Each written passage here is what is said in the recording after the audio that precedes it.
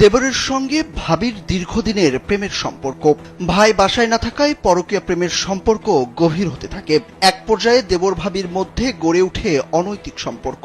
2 সন্তানের জননী ভাবির কাণ্ড প্রতিবেশীরা টের পেলেও প্রথম দিকে বুঝতে পারেননি স্বামী। এরই মধ্যে ভুক্তভোগী স্বামী দেবর ভাবির পরকীয়া হাতে নাতে ধরে ফেলেন। এরপর শুরু হয় আলোড়ন। ওই নারীর স্বামীও নাছোড়বান্দা। কোনো কিছুতে ছাড় না দিয়ে প্রতিবেশী দেবর রিয়াজুল মোল্লার সঙ্গে এই অপকর্মের জন্য এলাকাবাসীকে জড়ো করেন তিনি। এরপর নিজেই আয়োজন করেন বিয়ের। রিয়াজুলের সাথে 5 লাখ টাকা দেনমোহর ধার্য করে স্ত্রীকে বিয়ে দেন। মঙ্গলবার রাত 11:30টার দিকে এলাকাবাসী স্থানীয় কাবিন রেজিস্টার করে বিবাহ সম্পন্ন করেন। ঘটনাটি বুধবার রাতে সামাজিক যোগাযোগ মাধ্যমে ছড়িয়ে পড়ে।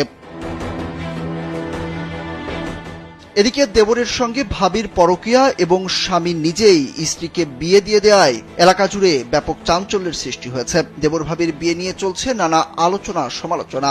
স্থানীয়রা বলছেন, দিনের পর দিন এভাবে বেহায়াপনা করার চেয়ে তাদের বিয়ে দিয়ে দেওয়াই উচিত হয়েছে।